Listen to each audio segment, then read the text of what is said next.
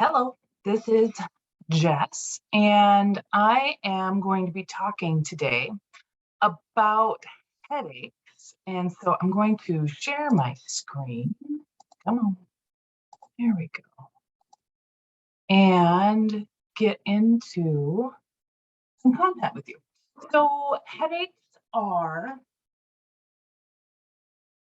caused by two different reasons. So there's primary headaches and there's secondary headaches. So primary headaches aren't caused by diseases.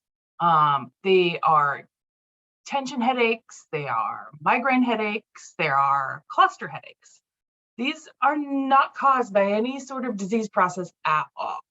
There are also secondary headaches, and those are caused by any sorts of diseases and disorders. So when we're working with a client who's having problems with headaches, we need to make sure that we have a comprehensive history and neurologic exam so that way we diagnose things the right way. So tension headaches are the most common. Most nursing students have had a tension headache by the time they've hit term 2. And if you haven't, you're doing an excellent job on self-care. So tension headaches are really common in the population too. They're bilateral. They happen on both sides of the noggin. And they feel like a band squeezing or pressing or tightening or like a vice. They can last for a few minutes. They can last for days. They are intermittent, meaning that they do come and go, and they aren't made worse by physical activity. Migraine headaches are a little bit different. So they're more common in women between the ages of 20 and 30. They do follow family history trends.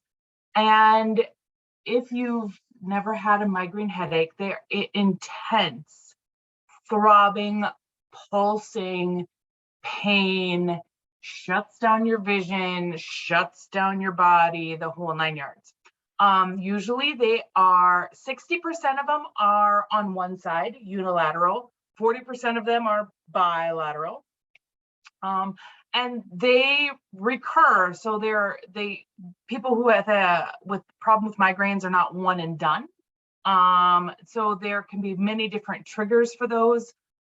Food, alcohol, hormonal fluctuation, head trauma, physical exertion, fatigue, stress, drug use, all of those can trigger a migraine.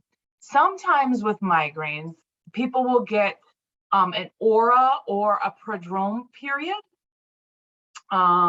Those people who are actually able to get an aura or like early on, there are some different medications that can help, like triptan. And then sometimes people who have recurrent migraines, like they're having multiple migraines in a month or a migraine every month for however long, can take prophylactic medication like Topamax. And what Topamax does is it prevents that migraine from recurring, but it's a daily medication.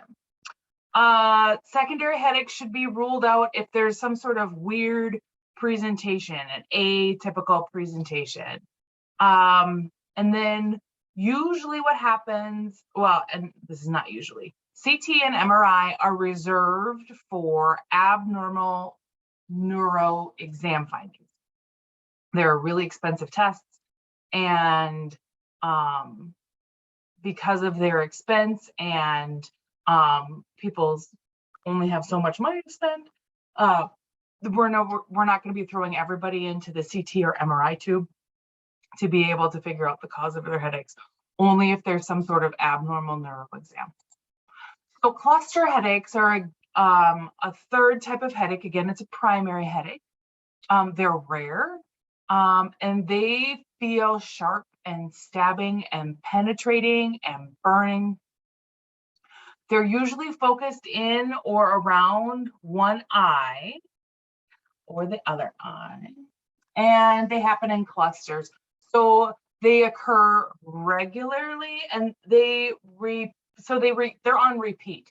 So you'll have like fits and spurts. So you'll have like a series of every few weeks, you'll have these headaches that are on one side or the other, usually around one eye, and then there's a remission period, and then this will happen again. So rather than like migraines that have like actual triggers, these are more like time-based. So just to help you keep everything sorted, here's a comparison of the 3 different headaches that I just talked about: tension headaches, migraine headaches, and clusters.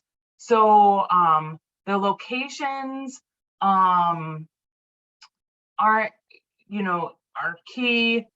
There's different qualities to them, and the frequency as well. So there's different keys. Please use this table to be able to help you keep things sorted in terms of the manifestations of these 3 different kinds of headaches.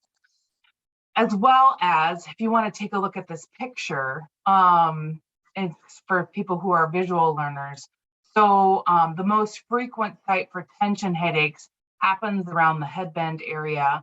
And then the blue are the less frequent sites. And then the yellow are the least frequent sites. So if we look at tension headaches, again, that's that headband. For migraine headaches, they are either kind of in the temporal area, or they can be back in the back. And then for cluster headaches, they usually really do kind of focus in on that eye area. Sometimes people have jaw pain. Sometimes it's like an entire like upper quadrant of the head, if you want to refer to the head as quadrants. So what do we do for these people? So for people, when we're assessing them, we're going to be using the acronym OLD card. We're going to be looking at their past medical history. We're going to be looking at medications. We'll be doing an objective assessment as well. So let's look to see, do they have some anxiety? Are they sweating? Diaphoresis.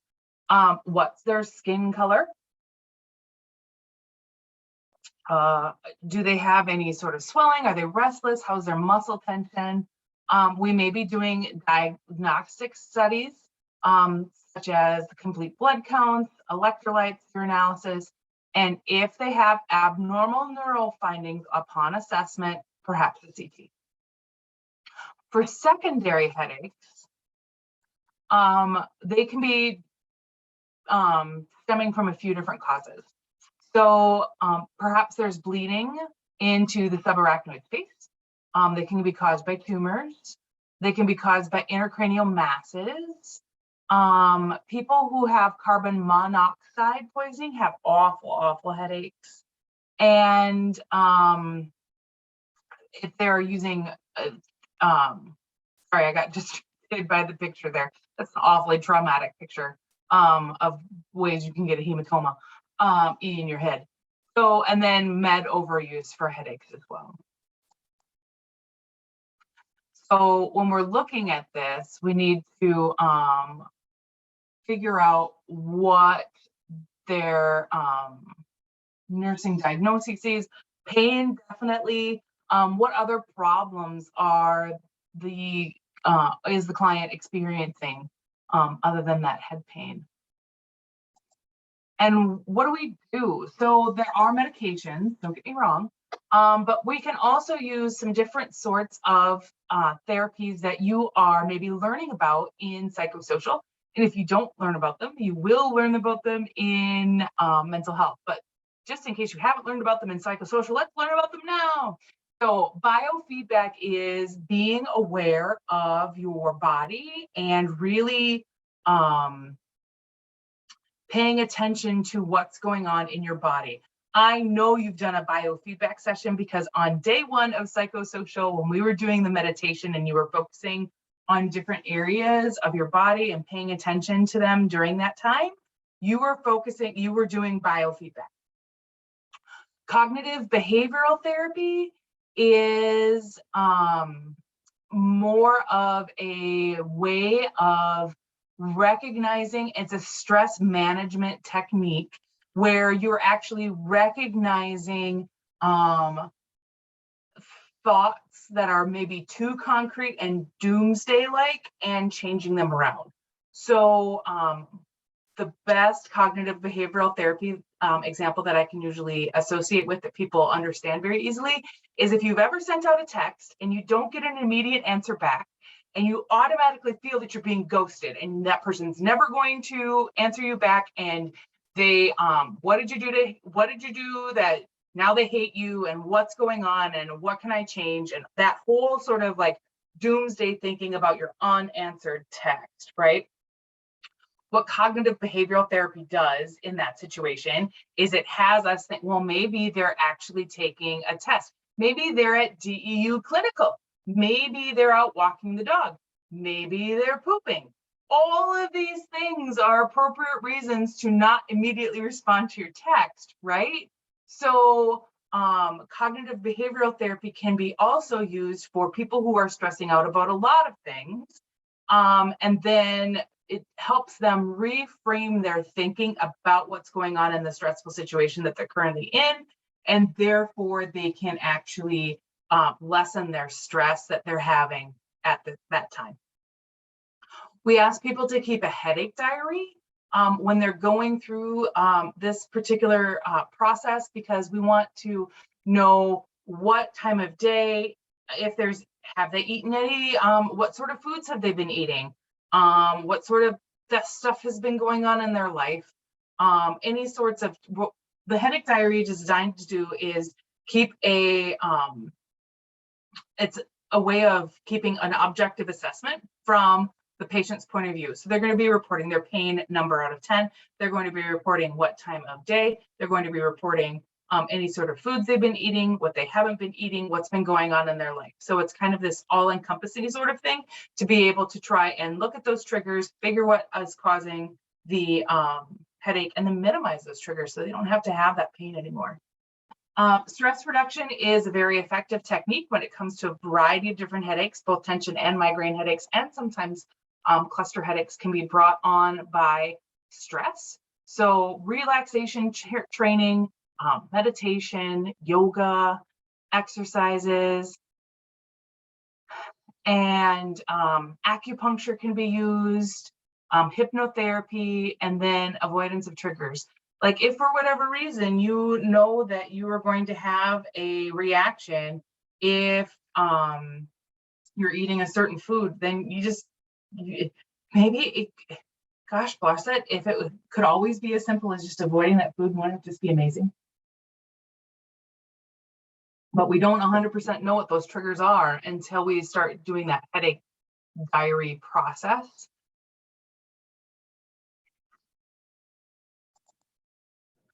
So what if that all doesn't work? Okay, so then we're going to be moving into medicinal sort of things as well. There are non-narcotic agents like non-opioid analgesics, aspirin, ibuprofen, Tylenol, acetaminophen, naproxen, naproxen. Some people may find relief from serotonin receptor agonists.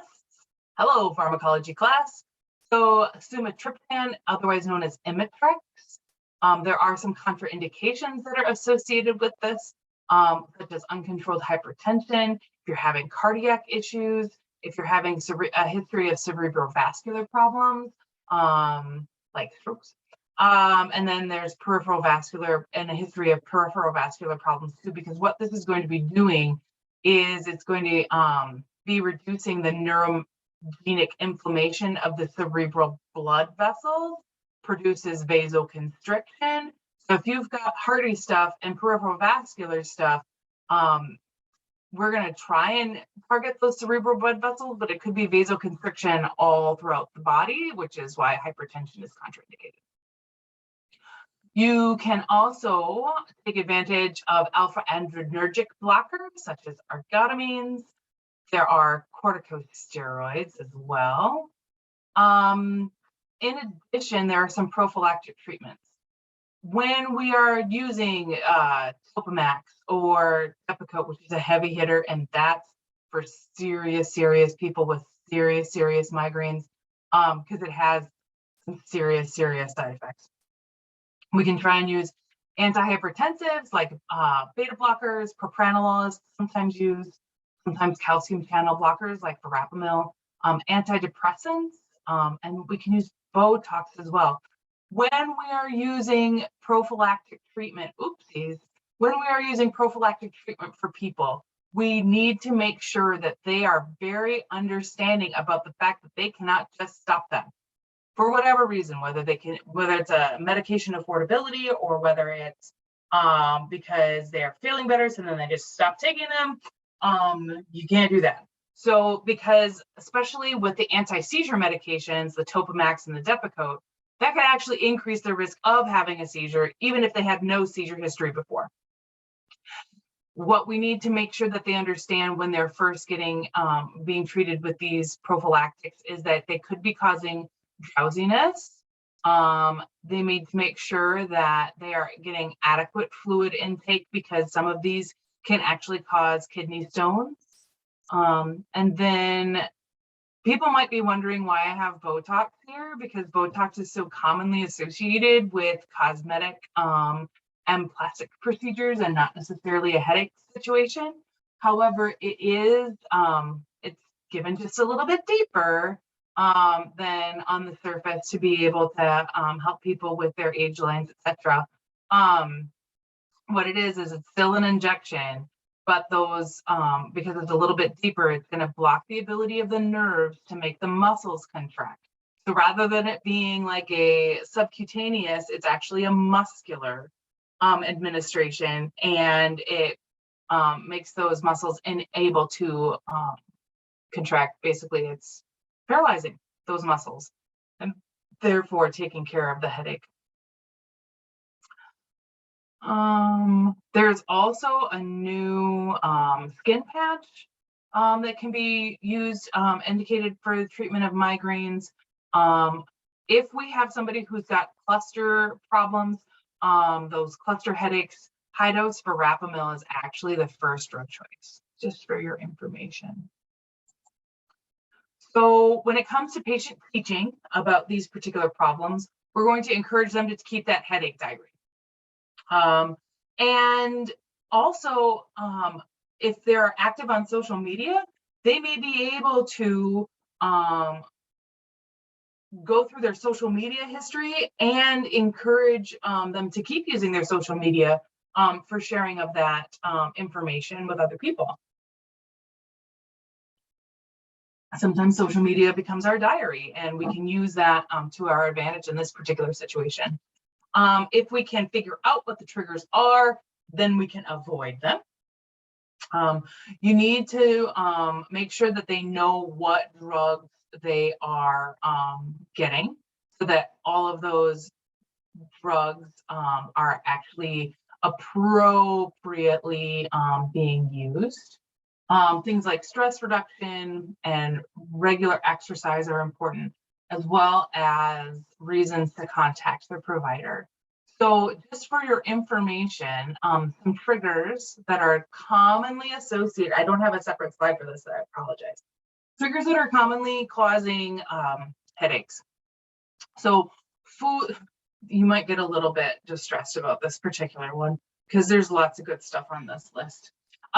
Foods containing amines like cheese and chocolate, nitrites, which are sometimes found in hot dogs and in processed meat, as well as vinegar, onions. Nitrates can also be found in red wine, and MSG.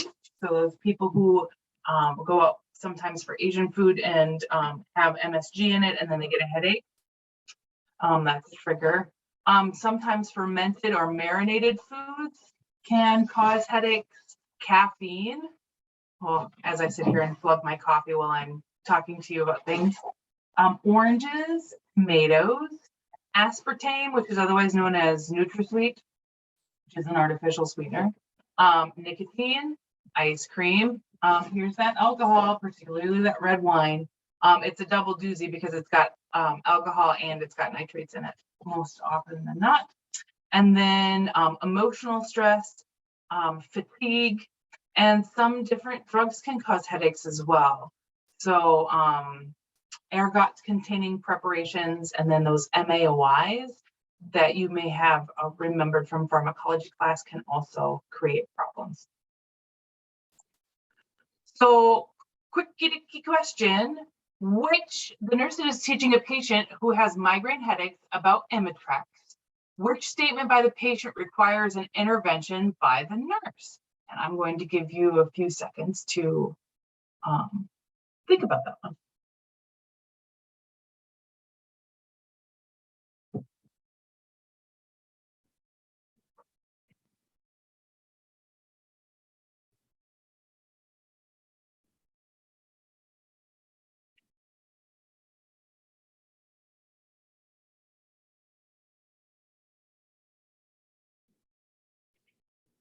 Okie dokes. The big darn deal about Imitrex, sumatriptan, is and this particular question is basically asking which of these is wrong, so that you're aware. So the incorrect statement about Imitrex is the medicine preventing migraine headaches. Imitrex doesn't prevent migraine headaches. It's taken after. It treats the signs and symptoms. Just so that you're aware, it is available for PO administration, subcutaneous, and as a nasal spray. So, another question. Which type of medication can be used to prevent migraines?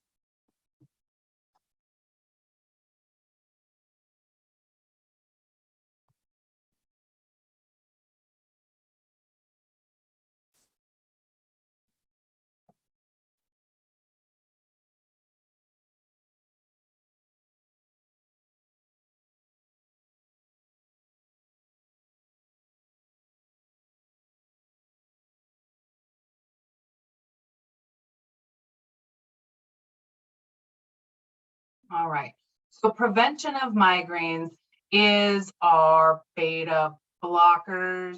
So propranolol, it would be the correct answer, so D. Other drugs that prevent migraines are Topamax, Depakote, calcium channel blockers, ACE inhibitors, antidepressants, and SSRIs. That is the end of my presentation about headaches. And feel free to reach out with any questions that you may have. And I will see you in class very, very soon.